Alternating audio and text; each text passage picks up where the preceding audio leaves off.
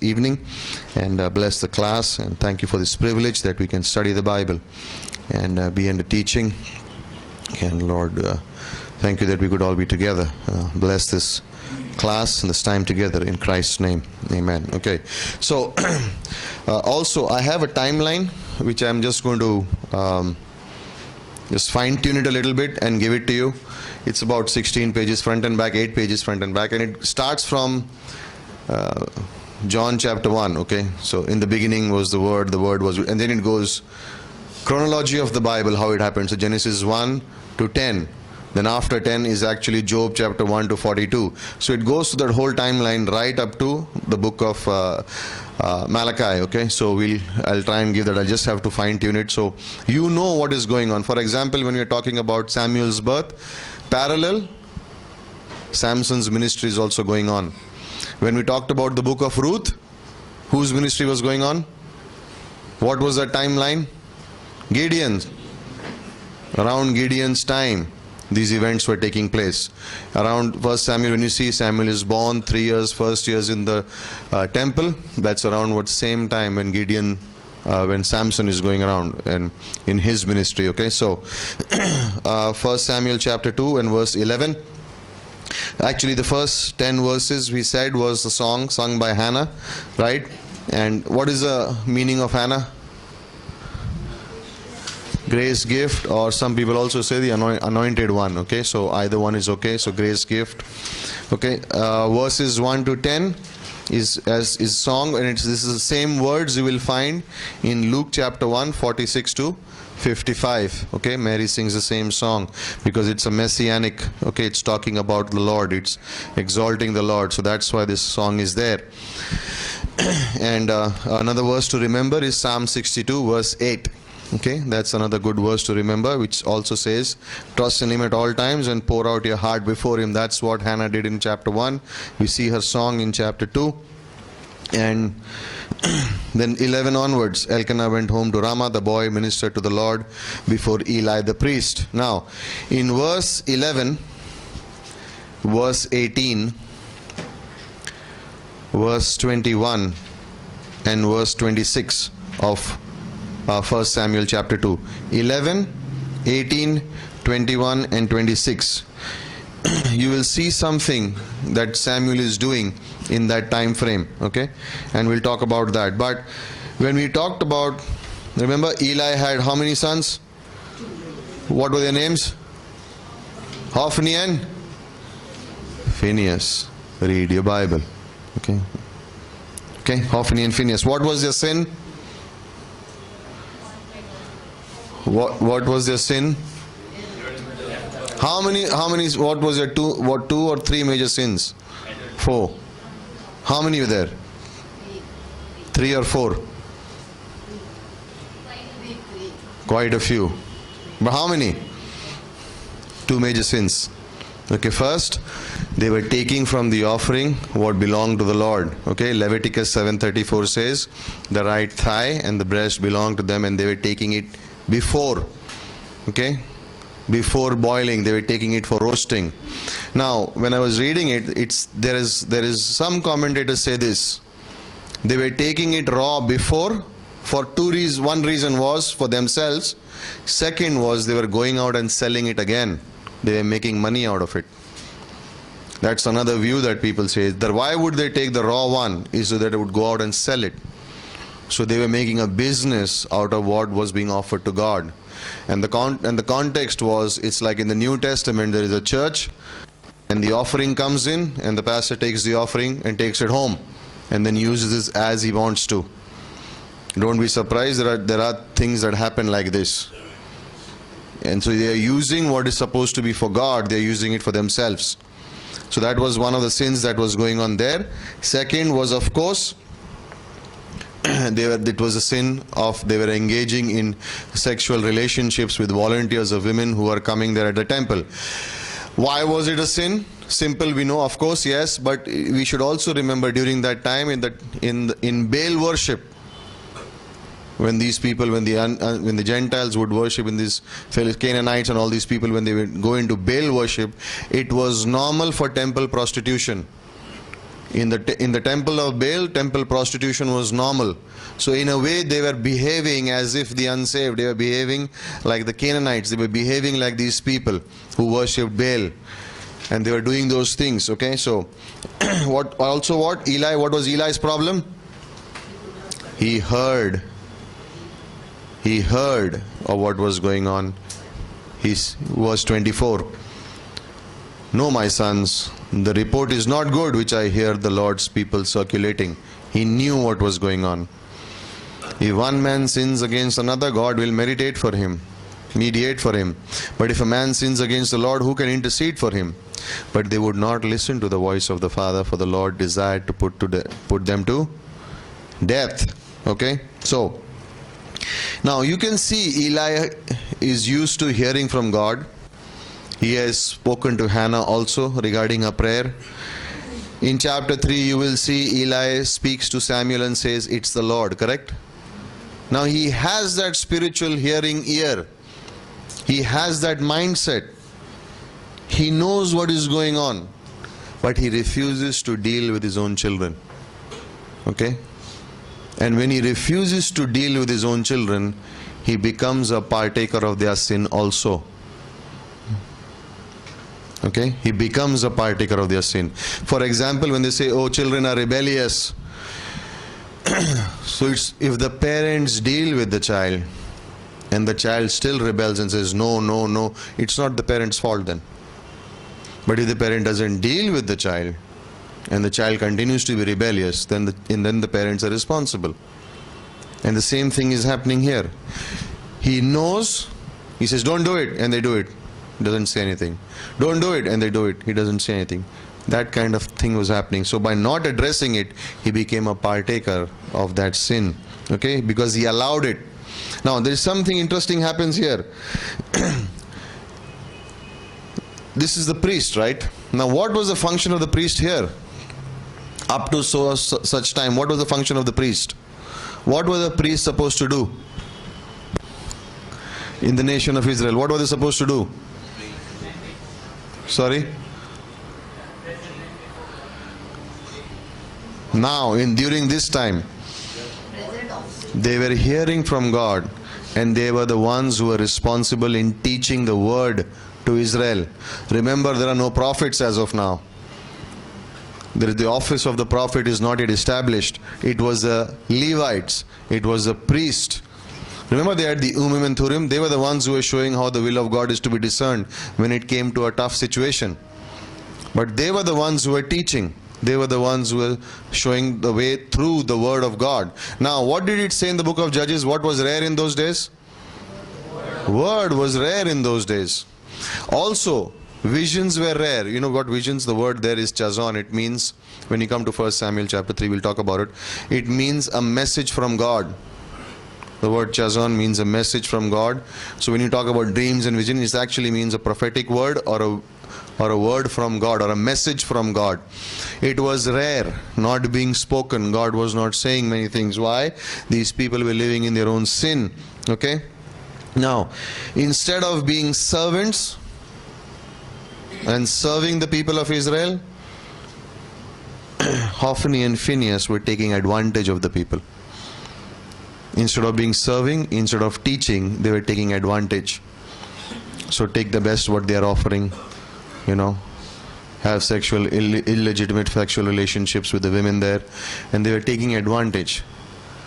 God was no longer the authority. They were saying, no, listen to us. Listen to us, okay? So, and Eli does not deal with them, right? But in this environment is where Samuel will be born. And when you see that, when you remember those verses we said, 11, 18, 21 and 26, and let's read there. It says, but the boy ministered to the Lord before Eli the priest. Okay, so Samuel is doing what? He is ministering to the Lord. Then in verse 18, Samuel was ministering before the Lord as a boy wearing a linen ephod. Priestly garment, right? He was wearing it. Then in verse 21, Hannah conceived and gave birth to 3 sons, 2 daughters. Yes, but see what's written after it. And the boy Samuel grew before the Lord, And then see in verse 26, the boy Samuel was growing in stature, in favor, both with the Lord and with men. All that is happening, Hophni, Phinehas, all that is happening, but Samuel is safe. And what is he doing? He kept his eyes on God. And that part actually of Samuel's life teaches us a good lesson. Now, were all the Levites corrupt at that point of time? We cannot say so, but definitely the leaders, Hophni and Phinehas, were completely off. They were completely corrupt. Okay? And when Samuel is born in this environment, he is not looking at what they are doing. He is keeping his eyes on God. And that's the principle for our lives. Okay, that's like a real thing for our lives. There are times when people close to you, friends, sometimes people even in leadership will get off with God, and they will do things that you cannot even dream of. Don't be occupied with what they are doing. You continue to follow God. You stay in the Word. You go on outreach, you edify people, you be in Bible college, you be in services, you be in prayer, you do those things. You forget about what's going on with them. You continue to minister. And we see the sequence there. He ministered, he is praying, he is growing. 2 Peter 3:18, he is growing in grace and knowledge of the Lord. And what is the result? Hand of God was upon him, and he grew in favor with the Lord and with men. Which means in eyes of people it was realized this guy is different. He is godly, he is walking with God. In that whole wrong environment, Samuel is safe. Why? He kept his eyes on God. He kept doing God's word. He was not occupied with the sin that was going on. The sin that was going on. He was not occupied with that. He just kept going on and on and on, right? Keep doing what God has called you to do, okay? Don't be occupied with what people are doing and what like people get off and the things that happen. Don't be occupied with those things. Keep following God and what God has called you to do. In verse 27, the man of God came to Eli. Now, who is this man of God who comes to Eli? Who is this guy? We don't know. It's not given there, okay? So don't try to think too much. Who is this man? Who is it? No, it's not written. But the important is, what was his message? What's his message? And here's the message. He says, did I not indeed reveal myself to the house of your father when they were in Egypt in bondage to Pharaoh's house? Right? And so he goes and gives this message on, and he keeps on saying, and he says, yeah, the priesthood is now rejected. Okay? When did the priesthood begin? Through the tribe, through Aaron. Remember? Through Aaron. It started through Aaron. Okay? Knowing God's will was always through the priesthood, but now it's going to change. Okay? Eli's house is going to be judged. And what's the problem? In verse 29 is the answer. You honor your sons above me by making yourselves fat with the choicest of every offering of my people Israel. Okay? What's the problem? Israel offering, Eli's sons were taking it, and it says, Eli, God has said that you honor your sons more than me. You know what he's trying to say? You are benefiting from it, that's why you kept quiet. Eli, you benefited from your sons, and that's why you really did not take action against them. You were enjoying the benefits, and so you said it's okay. You tried to correct them and they did not listen to you. You said it's okay because you were also enjoying. You honored your sons above me. Therefore, I indeed say that your house and the house of your father should walk before me forever. But now the Lord declares, far it be from me, for those who honor me I will honor, for those who despise me will be lightly esteemed. Okay? So, verse 34, you see that in 35, I will raise up for myself faithful priest who will what? Do according to what is in my heart and my soul. And I will build him in what? Enduring house, and he will walk before my anointed always. Did God raise up a faithful priest who was after God's own heart? Who was it? Speaking about Christ. He will walk before my anointed. How long? Always. Forever. Who is our faithful high priest? Jesus Christ. Jesus Christ. He's talking about that. Will that happen? Yes. It's a prophecy that happens then, but also, how many remember the Christocentric principle in hermeneutics? You remember that principle in hermeneutics? You remember that when it's giving you an immediate meaning, but it's also pointing towards Christ. That's how it is here. Now, what happened? In this line, this is through Aaron's lineage. And 130 years later, in 1 Kings chapter, I gave the chapter last week. When did this prophecy come to pass? I gave the chapter last week. Who does it end with? Abiathar in 1 Kings chapter 2, verse 27. You remember Abiathar? Now, after David announces who should be king? Solomon. But Adonijah, his elder son, declares himself to be king. And Abiathar sides with Adonijah. But Zadok sides with Solomon. And Abiathar, they were put to death there. And that there, Eli's lineage through the Aaron, that Levitical line, stops right there. That prophecy will come true 130 years later in 1 Kings chapter 2.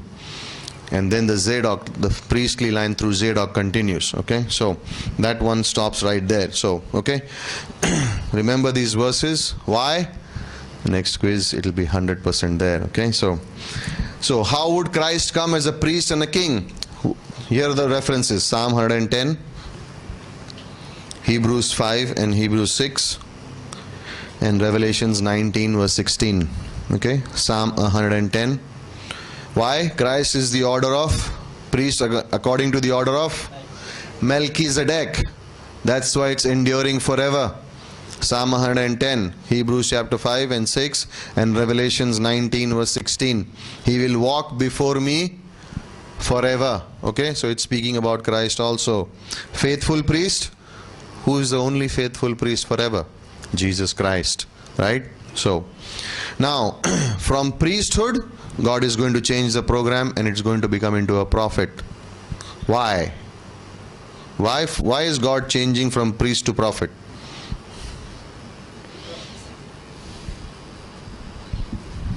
Not to prophesy, but why is God changing it from the priests and why is he shifting it to the prophet now? You will see, because Samuel is known as a prophet in chapter 3. Why is he shifting it? Any ideas? No ideas? Okay. What was the work of the Levites? To instruct the people in the law of the Lord. Were they doing it? No. So why was the law given?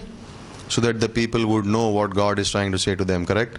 Now when the Levites and the priests are not teaching them, then God will start at the source, because he has to speak to his people.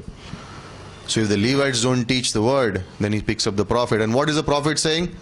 Thus says the Lord. He has a message from God for the people. Correct? What was the priest's duty? Representing the people in front of God during the sacrifices. But in this part before, they were supposed to teach the law. They were not doing it. When you come to 1 Kings and 2 Kings, you will see during the time of Josiah, they are going through the ruins, and what do they find there?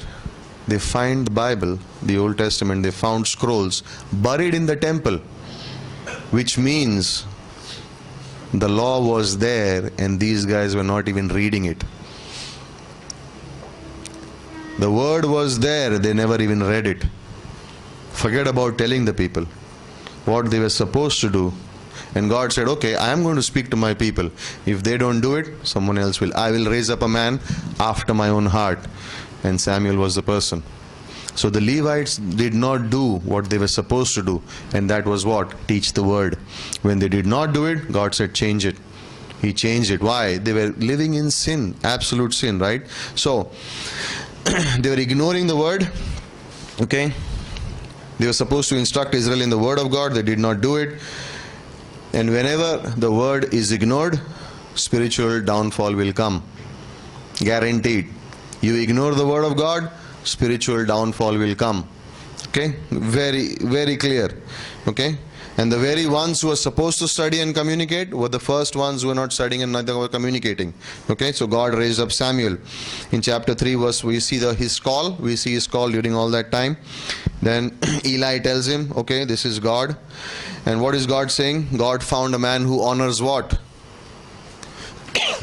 He honored God's word. How do you know? See chapter 3 verse 19. Samuel grew, the Lord was with him, and he let none of his words fall. He was a man of the word. He was a Bible man. He knew the Bible and he loved the Lord. You know what? He trusted in the word. He honored the word of God. In spite of everything that was going around, that man stuck to the word. Okay? You leave the word out of your life, guaranteed spiritual downfall, no question about it. Okay? And by the way, when you honor God's word, when you live by God's word, you may not be very popular. It's okay. You may not be popular in church also, by the way, sometimes, if you live by the word of God in certain places. Why do you have to follow the Bible all the time? Right? Sometimes it may happen. You will not be popular, but who cares? Now, what's the true test of a prophet?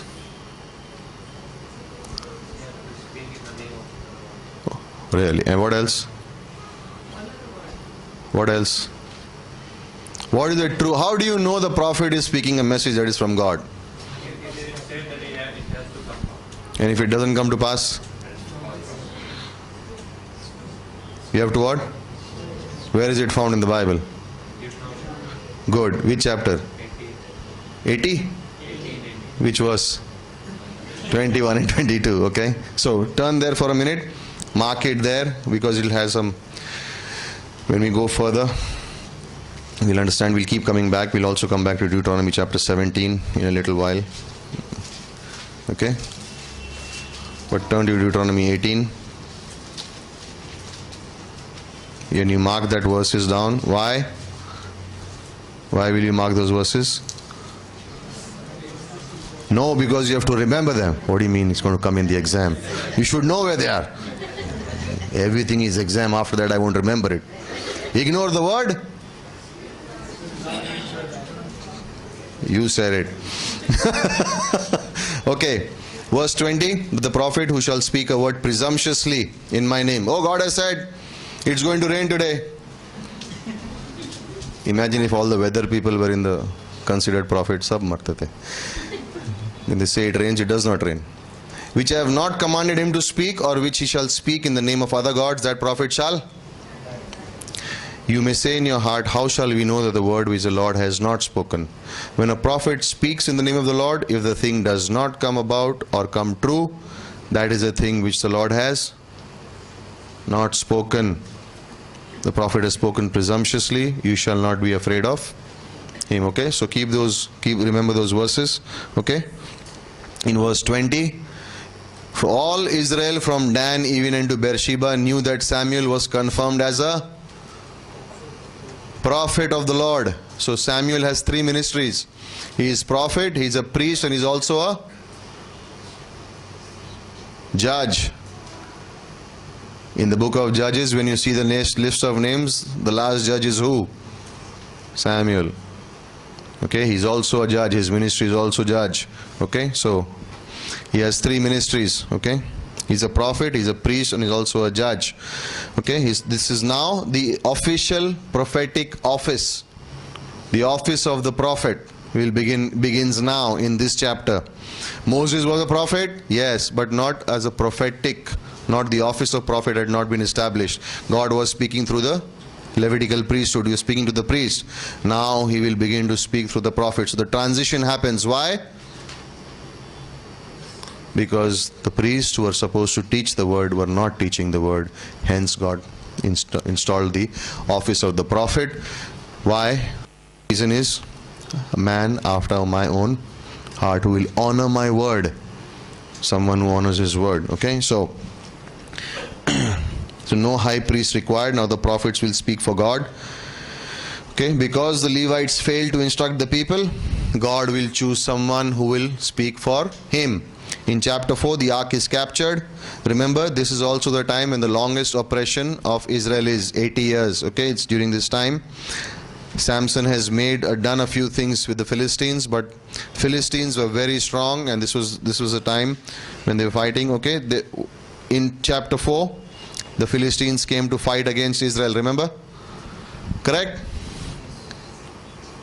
What was the god of the Philistines? Dagon. Dagon, okay? Half man, half fish. Okay? Half man, half fish. That's what they would worship him. And Dagon is also a god of grain. So grain and fishing was those two main things for Philistines. Remember, they would always come up to Israel during the harvest time and take away all their grains. Okay? So they were the grain and the fish people.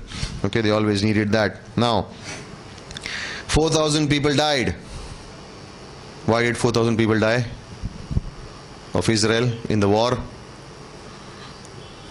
God was chastising them. Okay, there was punishment being given out now. So what was the solution with Hophni and Phinehas? What should we do? Take the ark. Take the ark. At the Jordan we took the ark. At Jericho we took the ark. We are losing, so we'll take the ark. And God says, take it. Take it.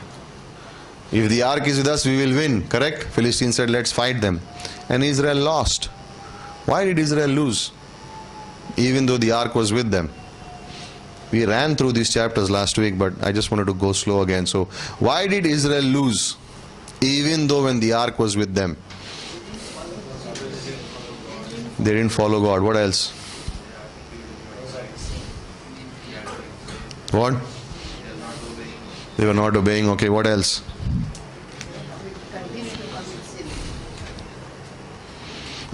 They were not rightly related to God at all. There was no relationship between them and God. They were using the ark because of religious purposes. It happened at Jordan. It happened at Jericho. It will happen now. There was no relationship with God. Now, the ark is with them. Is the presence of God with them? Why? The reason is because they were not rightly related to God. There is no relationship with God. What was God's presence going to be only where the ark was?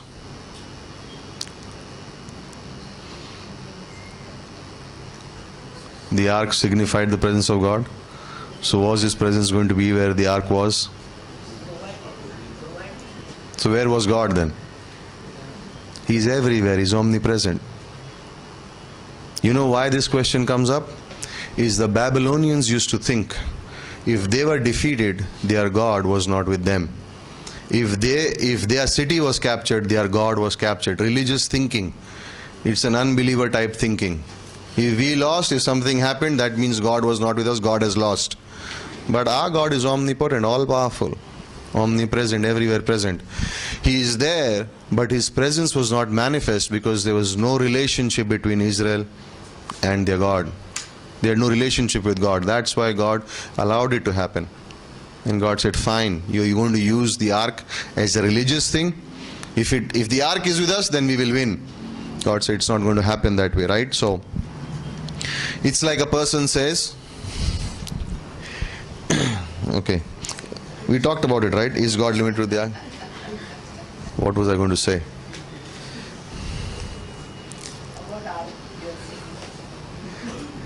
You know what this is?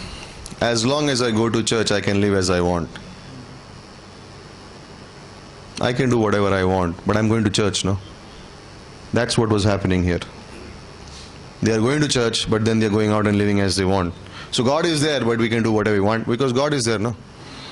He's there, the ark is there, so we can live as we want. In the end, He will take care of us.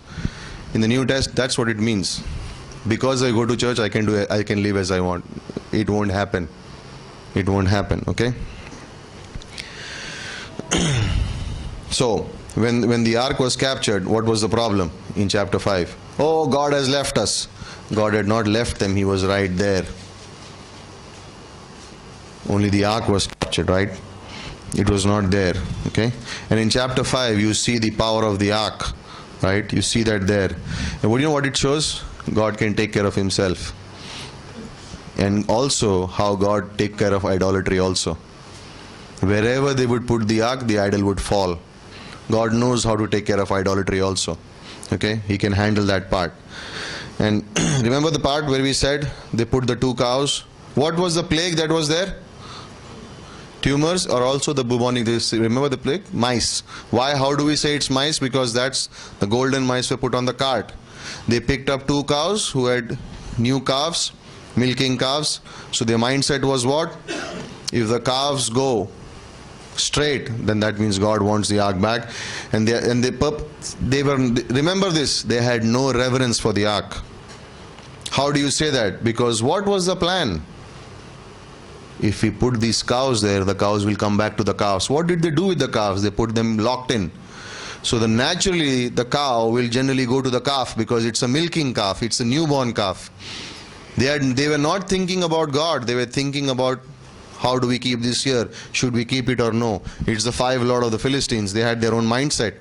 And God overruled their thinking and took the cow straight into that place. Okay? So, now, that came to that point of chapter 6, verse 19, 50,000, 70 men.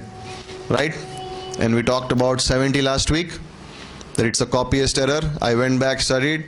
Some people say it's 5,000 and not 50,000, 70.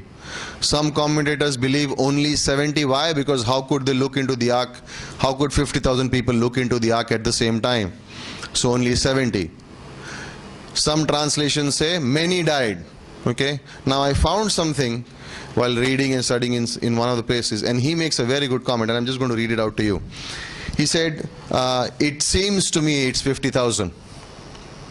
50,000 people died, and here's the reason. Okay, he says on the ark, they touched the ark first. They were not supposed to, but when the ark came back, he says on the ark is what? The mercy seat. In Exodus it says the mercy seat was fastened to the ark, which means these people opened it up. Now what's in the ark? Aaron's rod, manna, and the law, correct? Why is the mercy seat put on top? Mercy rejoices over judgment. He says they took the mercy seat out and looked in. And God is saying, I don't want you to live by the law. You're supposed to live by the mercy that I gave it to you. And so in a way, that's why 50,000 died, because it says it was in front of many people. And so they removed it and they looked into it, and God killed them. The 50,000 died because the anger of the Lord was kindled, because they were trying to live by the law and not by mercy. And they took off that mercy seat. And it is interesting because in Exodus 25 it says it is fastened, it's securely fastened. You can't open it, which means they made efforts to take it out and open it and see inside it. And it says 50,000. And I said to it, makes sense. I don't think it was 70, I think it was 50,000. So last week's class we take back a little bit when we add 50,000, because I think that he makes a lot of sense when he says that.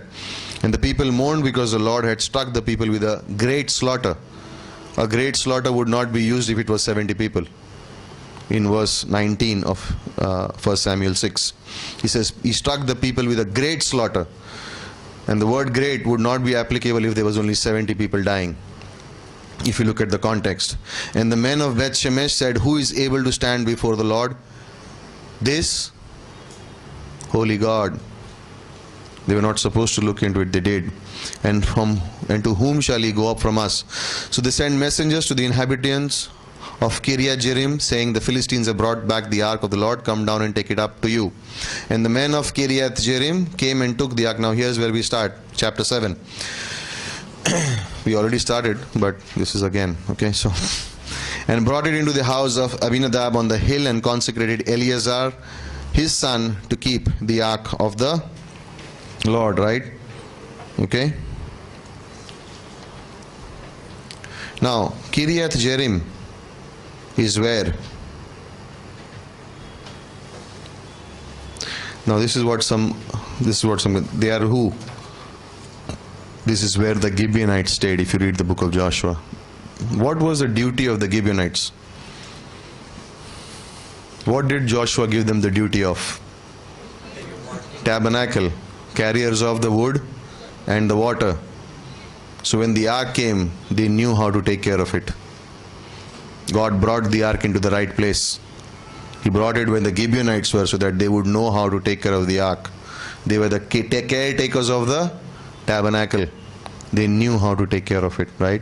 They knew how to take care of it. So God brought them there. There is no priesthood, okay? And by this time, in Jeremiah 26 verse 9, it says, Shiloh, from where the ark was kept, that place was destroyed. Shiloh was destroyed. That's why the ark was brought in this place. But apparently the tabernacle was not destroyed. Shiloh, the place where the ark used to go, that place was completely destroyed by the Philistines in the attack. Okay? And so,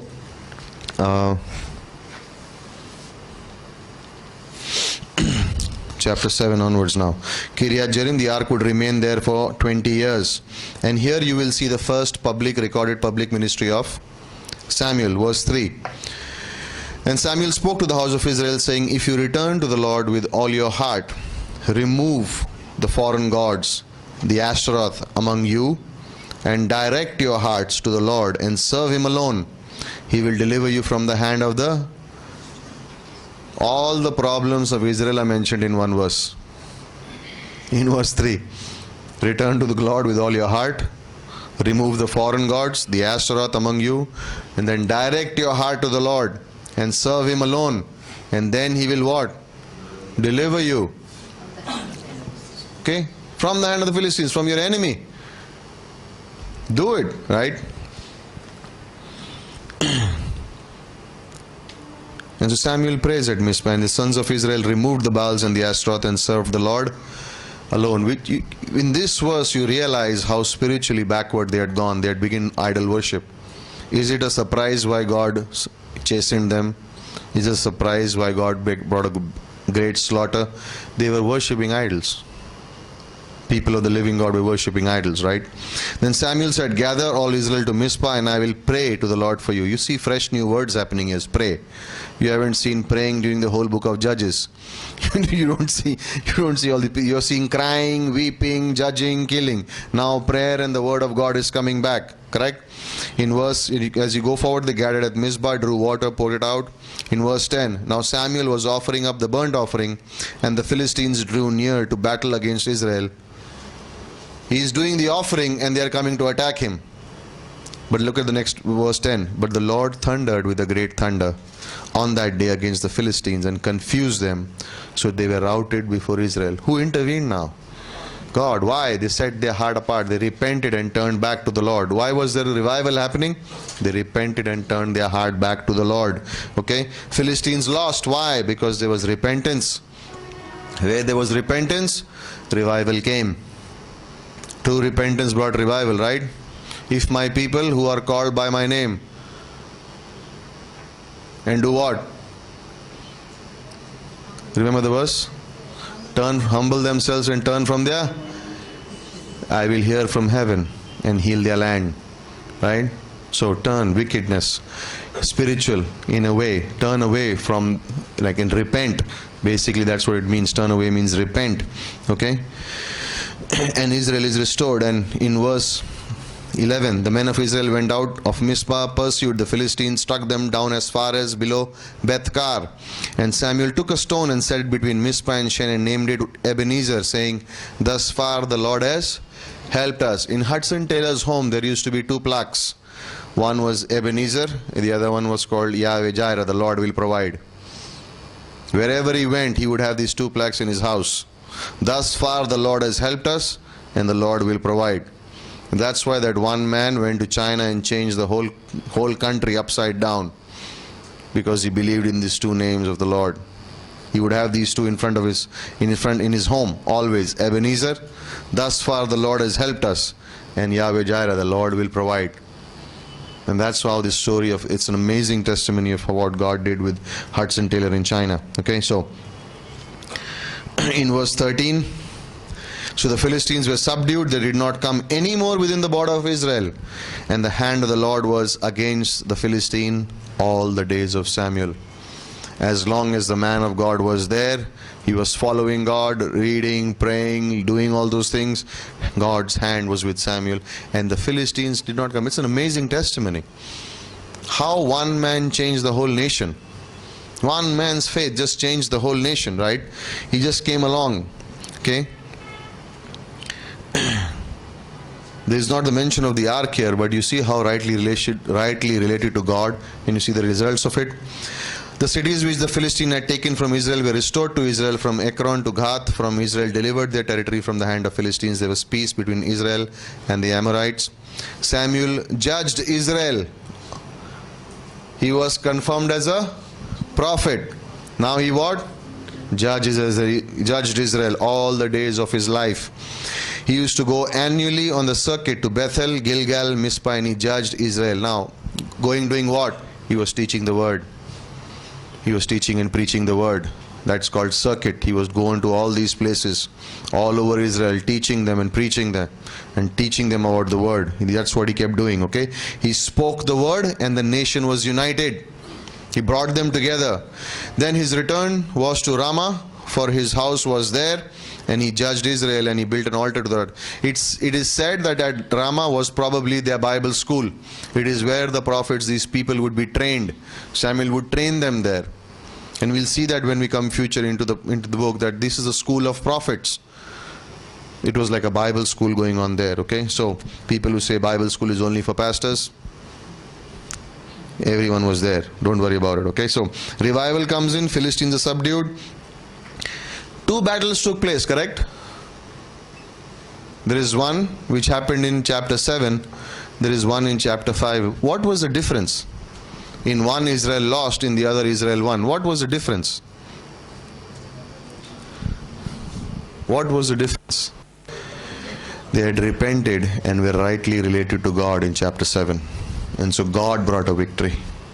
In 5 they were not related to God. They were doing what they wanted. Reminds you of the book of Joshua? Right? When Joshua went to God, there was victory. When he didn't go to God, even in the smallest place, there was a defeat at Ai. Why? No relationship, no communication, no asking God, okay? So, you can take a 7-minute break, because then it will be 8 o'clock, and then we'll start with 1 Samuel 8. Okay, so